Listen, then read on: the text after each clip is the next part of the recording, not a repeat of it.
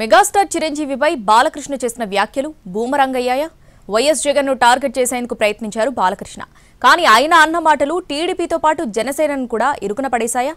ఈ ఎపిసోడ్తో YCP full హ్యాపీగా ఉందా? వైసీపీ అంత ఖుషీగా ఉండటానికి కారణమేంటి? Let's watch.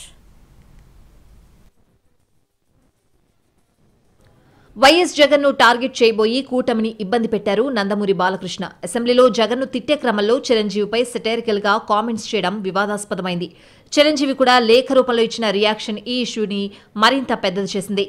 జగన్ ను వైసీపీని కార్నర్ చేయబోయి బాలయ్య కూటమిని, ముఖ్యంగా డిప్యూటీ సీఎం పవన్ కళ్యాణ్ ను ఇబ్బందులో పడేశారన్న టాక్ వినిపిస్తోంది.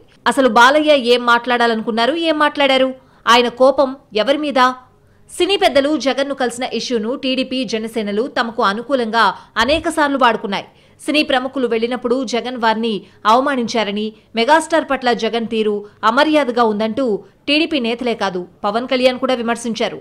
జగన్ సినీ ప్రముఖులను, చిరంజీవిని అవమానించలేదని వైసీపీ నేతలు సమాధానం చెప్పుకున్నా కూటమి నేతలు చేసిన ప్రచారమే జనాల్లోకి బాగా వెళ్లింది. అయితే అప్పుడు కూటమి ఆరోపణలపై రియాక్ట్ కాని చిరంజీవి ఇప్పుడు బాలయ్య కామెంట్స్ పై మాత్రం స్పందించారు. తనకు అవమానం జరగలేదని, జగన్ సాదరంగానే ఆహ్వానించారని చిరంజీవి ఇప్పుడు చెప్పడం ఆసక్తికరంగా మారింది. అయితే తన అన్న చిరంజీవికి అవమానం జరిగిందని, జగన్ పిలిచి మరీ ఆయనను అవమానించారని పవన్ గతంలో ప్రచారం చేశారు. చిరంజీవి మాత్రం జగన్ చాలా మర్యాద ఇచ్చినట్లు, ఎక్కడా తనకు అవమానం జరగలేదన్నట్లు చెప్పడంతో వైసీపీ వర్గాలు మరోసారి ఈ ఇష్యూపై ఫోకస్ చేశాయి. చిరంజీవి వివరణతో తప్పనిసరిగా పవన్ రియాక్ట్ కావాల్సిన పరిస్థితి ఏర్పడింది. చిరంజీవికి మద్దతుగా నిలబడితే బాలయ్యకు కౌంటర్ ఇచ్చినట్లు అవుతుంది. తన అన్నను జగన్ అవమానించారన్న మాట మీదే పవన్ నిలబడితే మాత్రం బాలయ్య చెప్పిందే కరెక్ట్ అని, ఆయనకే సపోర్టుగా ఉండాలి. అప్పుడు చిరంజీవి అబద్ధం చెప్పాడని పవన్ నేరుగా చెప్పినట్లు అవుతుంది. ఈ ఎపిసోడ్లో చిరంజీవి లేఖను వైసీపీ తమకు అనుకూలంగా మలుచుకుంది. వైసీపీ కీలక నేతలు చిరంజీవికి మద్దతుగా మాట్లాడుతూ మరింత రక్తి కట్టిస్తున్నారు. మరోవైపు బాలకృష్ణ దిష్టిబొమ్మలు దగ్ధం చేస్తూ వేడి పుట్టిస్తోంది వైసీపీ క్యాడర్. పనిలో పనిగా చిరంజీవిని బాలకృష్ణ అంతలా అవమానిస్తే పవన్ కళ్యాణ్ సహా నాగబాబుకు పట్టడం లేదని, మా అన్న తర్వాతే మాకు ఏదైనా అనేలా మాట్లాడే మెగా బ్రదర్స్ ఎందుకు సైలెంట్ గా ఉన్నారంటూ చురకలు వేస్తున్నారు.